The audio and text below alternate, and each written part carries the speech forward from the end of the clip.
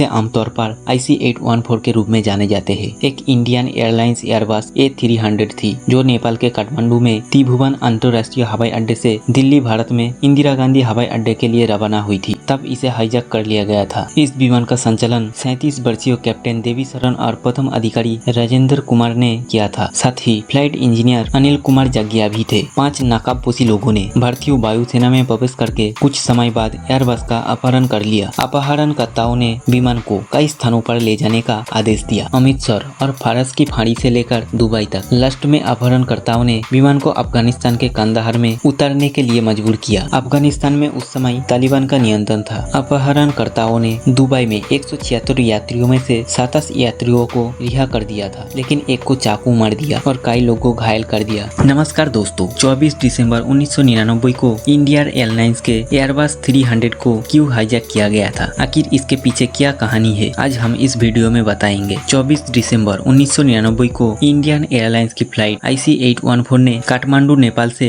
दिल्ली भारत के लिए उड़ान भरी। इस फ्लाइट में 180 पैसेंजर थे, जिसमें चालक दल और यात्रियों दोनों शामिल थे। विमान में सवार पैसेंजर में से एक रोबर्टो जियोड़ी थे, जो उस समय डेलारो जियोड़ी के मालिक थे, जो उस समय दुनिया के मुद्रा मुद्रण व्यवसाय के अधिकांश हिस्सों को नियंत्रण करने वाली कंपनी थी। काठमांडू से उड़ान भरने के कुछ समय बाद वरिष्ठ परिचारिका अनिल शर्मा को स्की मास्क पहने हुए एक व्यक्ति ने रोका और बोला, विमान का अपहरण कर लिया गया है। हाईजैकर्स ने कैप्टन देवीशरण को पश्चिम की ओर उड़ान भरने का आदेश दिया और तब विमान पाकिस्तानी वायु क्षेत्रों में प्रवेश कर गया, लेकिन पाकिस्तानी एयरलाइंस कंट्रोल द्वारा लाहौर में उतरने की अनुमति नहीं दी। पायलट के ये बताए जाने पर कि आगे जाने के लिए पर्याप्त ईंधन नहीं है। अपहरणकर्ताओं ने कैप्टन शरण को ईंधन भरने के लिए पंजाब के अमृतसर में उतरने की अनुमति दी। भारत में एयर ट्रैफिक कंट्रोल ATC को अपहरण की खबर शाम 4:40 पर मिली। केंद्रीय सचिव प्रभात कुमार के नेतृत्व में इंडियन गवर्नमेंट मैनेजमेंट विमान के अपहरण की खबर मिलने पर भी बैठक नहीं की और अपहरण से संबंधित जानकारी उस समय इंटेलिजेंस ब्यूरो को नहीं दी गई। प्रधानमंत्री अटल बिहारी वाजपेयी को शाम 7 बजे घटना के बारे में जानकारी दी गई। शाम 6:04 पर भारतीय ATC ने उड़ान IC-814 से संपर्क किया, लेकिन आगे बढ़ने के बारे में कोई आदेश नहीं मिला। कैप्टन देवीशरण ने ATC को सूचित किया कि उनका ईंधन कम हो रहा है और पाकिस्तानी ATC ने उन्हें उतरने की अनुमति नहीं दी। शाम 6:44 पर फ्लाइट IC-814 अमृतसर के सबसे नजदीकी हवाई अड्डे पर उतरना शुरू हुई। सरबजीत सिंह ने बाद में कहा कि उन्हें अपहरण के बारे में केवल तब जानकारी मिली जब उन्होंने शाम 6 बजे टेलीविजन पर देखा। केंद्र सरकार के गृह मंत्री LK आडवाणी ने भी बाद में कहा कि उन्हें समाचार के माध्यम से इस घटना के बारे में सूचित किया गया था, न कि क्राइसिस मैनेजमेंट ग्रुप द्वारा। उसके बाद जिला डायरेक्टर, वरिष्ठ पुलिस और खुफिया अधिकारियों और हवाई अड्डे के प्रबंधक से मिलकर एक स्थानीय समिति बनाई गई थी और लंबे समय तक विमान में ईंधन भरने का निर्देश दिया गया था।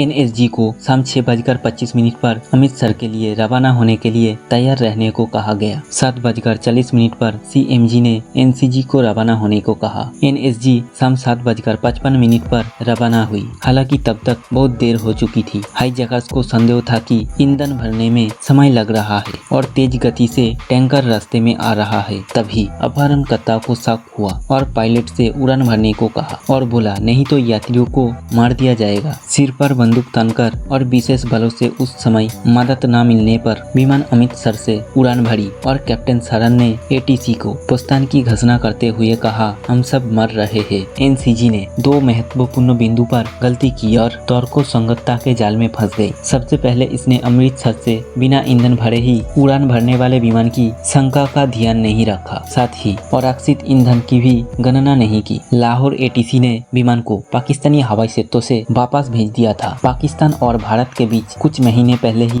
एक भयंकर कारगिल युद्ध हुआ था और वो इसे भारतीय संकट के रूप में देखता था। इससे कई लेना देना नहीं चाहता था। लाहौर पाकिस्तान के निकट पहुंचने पर फ्लाइट IC-814 ने उतरने की अनुमति मांगी और पाकिस्तानी ATC ने उसे अस्वीकार कर दिया। लैंडिंग को रोकने के लिए हवाई अड्डे पर सभी लाइट और नेविगेशनल एड्स बंद कर दिया गया, क्योंकि विमान को अमृतसर में ईंधन नहीं दिया गया था और ईंधन खत्म हो रहा था। इसलिए कैप्टन शरण ने लाइट के बिना क्रैश लैंडिंग करने का प्रयास किया। बाद में पाकिस्तानी एटीसी ने नेविगेशनल एड और लाइट चालू कर दी और विमान को रात 8:07 पर लाहौर में उतरने की अनुमति दी। भारत को जब एक खबर मिली कि विमान पाकिस्तान के लाहौर में उतरा है, भारतीय जीएस अब्दुल कलाम को ले जाने के लिए एक हेलीकॉप्टर की मांग की गई थी। पाकिस्तान ने पार्थो सारथी को लाहौर हवाई अड्डे पर ले जाया गया था और पाकिस्तानी अधिकारियों के साथ बातचीत करके विमान को रोकने की कोशिश की थी, लेकिन विमान में ईंधन भरे जाने के बाद विमान ने फिर से उड़ान भरी। लाहौर से प्रस्थान करने पर चालक दल ने काबुल अफगानिस्तान के लिए रास्ता तैयार किया। काबुल हवाई अड्डे पर उस समय रात्रि लैंडिंग की कोई सुविधा नहीं होने के कारण हाईजैकर्स ने ओमान में लैंडिंग का प्रयास किया। सुल्तानात अथॉरिटी उनके अनुरोध को अस्वीकार कर दिया। उसके बाद विमान को संयुक्त अरब अमीरात के उतारने को कहा गया, लेकिन अंतर्राष्ट्रीय हवाई अड्डे द्वारा अनुमति नहीं दिए जाने के बाद उड़ान को अल मिन्हाद एयरबेस पर उतारने की अनुमति दी गई। हाईजैकर्स ने 27 यात्रियों को रिहा कर दिया, जिसमें बच्चे और महिला थे। गंभीर रूप से घायल 25 वर्षीय रूपिन कतियाल भी शामिल थे। विमान के कंधार में उतारने के बाद तालिबान अथॉरिटी ने भारत और हाईजैकर्स के बीच मध्यस्थता की पेशकश की, जिस पर भारत ने शुरू में विश्वास किया। भारत तालिबान शासन को मान्यता नहीं देता था, इसलिए इस्लामाबाद में अपने उच्च जोग से एक अधिकारी के कंधार भेजा। तालिबान शासन के साथ भारत के पिछले संपर्क की कमी ने बातचीत की प्रक्रिया को जटिल बना दिया था। 25 और 26 दिसंबर को भारत ने आंतरिक रूप से बातचीत करने के लिए चार्ज की। फ्लाइट IC-814 में सवार यात्री निर्णय का इंतजार कर रहे थे। यात्रियों ने बाद में कहा कि उन्हें अनियमित भोजन मिला और पीने के पानी और शौचालय की सुविधाओं तक उनकी सीमित पहुंच थी। 27 दिसंबर को तालिबान के एक अधिकारी ने एक समाचार पत्रों से बात करते हुए कहा कि अपहरणकारियों को या तो अफगानिस्तान छोड़ देना चाहिए या अपना हथियार डाल देना चाहिए। भारत ने विवेक काजुट के नेतृत्व में बातचीत करने के लिए एक टीम भेजी। अपहरणकारियों की मांग ये थी: भारत में बंदी बनाए गए 3 उग्रवादियों के रिहाई, मौलाना मसूद अजहर, मुख्तार अहमद जरगर और अहमद उमर शेख। उस समय दूसरा कोई रास्ता भी नहीं था और समय भी समाप्त होने के कारण भारत सरकार ने इन तीनों आतंकवादियों को रिहा करने पर सहमत हो गए और उन्हें विदेश मंत्री जसवंत सिंह के साथ कंधार भेजा गया। तीनों आतंकवादियों को अपहरणकर्ताओं को सौंपने पर बंधकों को रिहा कर दिया। मौलाना मसूद अजहर ने साल 2000 में जैश-ए-मोहम्मद की स्थापना की और 2001 में भारतीय संसद पर हमले के लिए जिम्मेदार था। अहमद उमर सैयद शेख ने अमेरिका पहुंचकर डेनियल पॉल का अपहरण करके उसकी हत्या कर दी थी। उस समय अमेरिका में 9/11 के हमले में भी अहम भूमिका निभाने का आरोप है। 2001 में पाकिस्तानी अधिकारियों ने गिरफ्तार किया था और उसे मौत की सजा सुनाई गई, लेकिन उसकी सजा में देरी हो गई है। तब से वो कराची जेल में है।